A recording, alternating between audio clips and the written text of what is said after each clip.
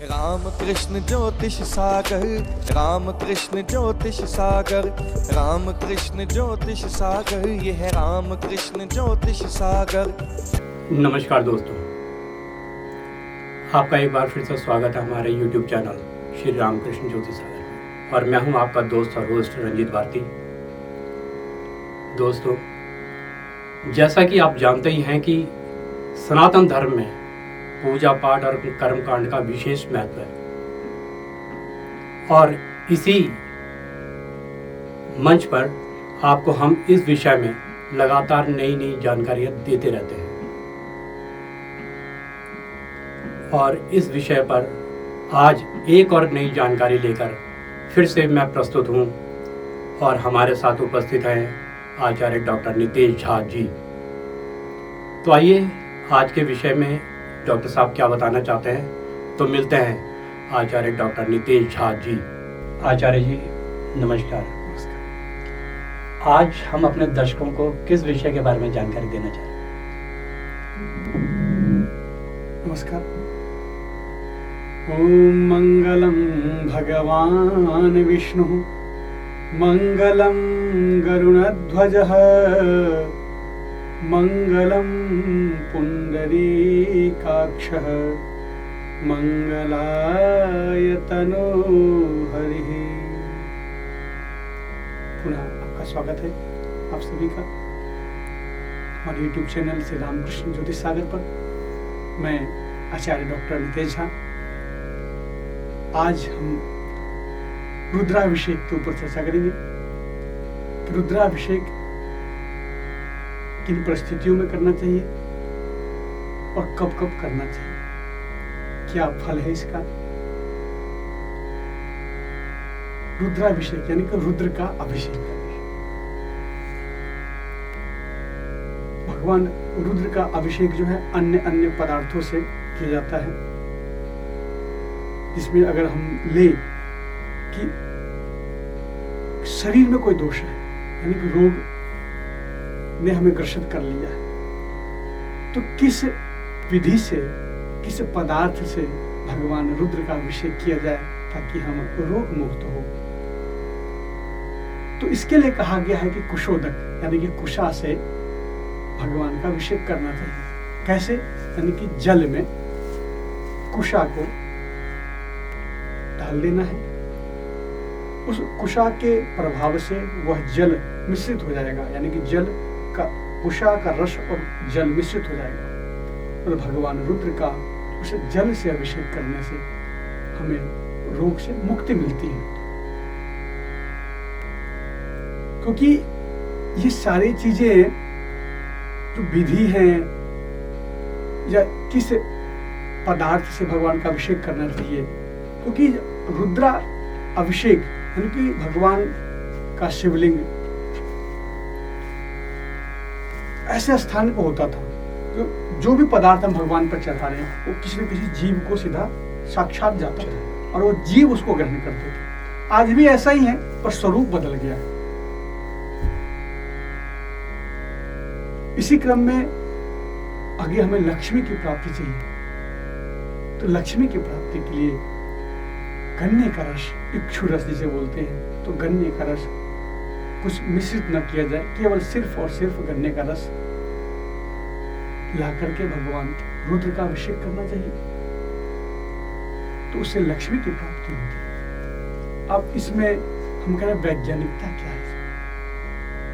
देखिए, एक जो शिवलिंग है वो अपने आप में एक तेजस्वी होता है, क्योंकि उसके जो शिवलिंग से तत्व निकलते हैं, जब जल डालते हैं या कोई पदार्थ डालते हैं तो उसे जल और पदार्थ के टकराने से जो तेज उत्पन्न होता है, जो रश्मि उत्पन्न होती है, वो हमें इफेक्ट करता है, यानी कि हमें प्रभावित करता है, और उस प्रभावित से ही हमारे मन मस्तिष्क में परिवर्तन आता है और अपने कार्य में हम आगे की ओर बढ़ते हैं। अब जिस तत्व को हम भगवान पे अर्पण करेंगे उस तत्व से अलग अलग चीजें निकलेंगी और वो हमारे शरीर में इफेक्ट करेंगी। अगर हमने कुशोदक वाला जल भगवान पर चढ़ाया तो उसका इफेक्ट, उसका प्रभाव अलग है। हमने गन्ने के रस से किया तो उसका प्रभाव अलग है। तो इसी क्रम में आता है कि हम घृत से करें, मधु से करें। सुख संपदा हमें चाहिए तो मधु यानी कि शहद से करना चाहिए ऐश्वर्य की प्राप्ति के लिए। उसके तत्व का प्रभाव हमारे जीवन पर पड़ता है और हमारा मन मस्तिष्क जो है परिवर्तन होता है और फिर उस कार्य की ओर आगे बढ़ते हैं जिससे हमें सारी सुख सुविधा प्राप्त होती है। इसकी विधि अलग है। जो विधि है वही हमें बताता है कि ओहो इस तरीके से करने से ये चीज हमें प्राप्त होगा। क्योंकि आजकल लोग कहते हैं कि भगवान पे दूध क्यों चढ़ाएं, हम अन्य जगह क्यों नहीं कर दें। तो इसके विषय में हम नहीं जाते हैं। हम सिर्फ इतना ही बात करेंगे कि दूध से चढ़ाने का क्या फल है। क्योंकि जो दूध के अंदर जो पदार्थ है, जो तत्व है, जो रसायन है, उस रसायन के प्रभाव से हमारे ऊपर इफेक्ट पड़ता है। तो लोग तो कहेंगे, लोग का काम है कहना। तो इस तरीके से अन्य पदार्थ और भी हैं। शर्करा युक्त है। भगवान को शर्करा मिश्रित जल से स्नान कराने से भी वैभव की प्राप्ति होती है। और अन्य पदार्थ हैं, जिन अन्य पदार्थ को मिश्रित करने से या भगवान को चढ़ाने से अन्य चीजों का लाभ प्राप्त होता है, हमें हमारे जीवन में सुख मिलता है। तो ऐसे करने से उसका विधि विधान जो है, एक तो मंत्रोच्चारण द्वारा करना चाहिए और ऐसा संभव ना हो, हम सामर्थ्य ना हो तो स्वयं भी कर सकते हैं। स्वयं भक्त मंदिर में जाकर के प्रतिष्ठित जो देवालय हैं वहां जाकर भगवान को अर्पण करें यथा अपने सामर्थ्य के अनुसार। और ब्राह्मणों द्वारा हो सके तो ब्राह्मणों द्वारा यज्ञ अनुष्ठान यह संपन्न कराना चाहिए इसकी विधि द्वारा। इसी क्रम में रुद्राभिषेक के क्रम में इसमें भी अनेक रुद्राभिषेक कराने का विधान प्राप्त होता है। एकादश रुद्राभिषेक यानी कि नमक चमक कहा जाता है और इससे भी अत्यधिक है तो एकादश फिर 100 बार रुद्राभिषेक करने का विधान है। रुद्र, अतिरुद्र इत्यादि क्रम में आता है। तो संभवतः हम लोगों को सुयोग्य आचार्य और ब्राह्मण द्वारा इसको संपादन करना चाहिए ताकि जो मंत्र है, क्योंकि मंत्र यहाँ मंत्र और पदार्थ दोनों मिश्रित हो रहे हैं। क्योंकि मंत्र उस पदार्थ के चढ़ाने से, क्योंकि उस एक इन्वायरमेंट बना रहा है यानी वातावरण का निर्माण कर रहा है। उस वातावरण निर्माण में जो हम पदार्थ अर्पण कर रहे हैं भगवान के ऊपर, उस पदार्थ से भगवान के शिवलिंग पर जो अर्पण हो रहा है उससे जो उत्पन्न हो रहा है पदार्थ या रसायन या जो चीजें हमें प्राप्त होंगी और मंत्र दोनों मिश्रित होगा तो स्वभावतः हमारे अंदर वो प्रवेश करेगा और हमारे गुण धर्म में वह प्रविष्ट हो जाएगा और वैसे ही फिर उसका हम अनुसरण करेंगे, वैसा ही हम कर्म करेंगे। ये इसकी वैज्ञानिक विधि है। माने कि जो पदार्थ चढ़ाते हैं उससे जो तत्व निकलता है और एक उसके अंदर तत्व विराजमान है, एक शिवलिंग के अंदर विराजमान है और दोनों के मिश्रित से और मंत्र के प्रभाव से जो एक ओज उत्पन्न होता है, जो तेज उत्पन्न होता है, ये कहे कि किरणें उत्पन्न होती हैं, है ना, जो रश्मियां उत्पन्न होती है, वो कहीं न कहीं हमारे शरीर पर, मन मस्तिष्क पर प्रभाव डालता है।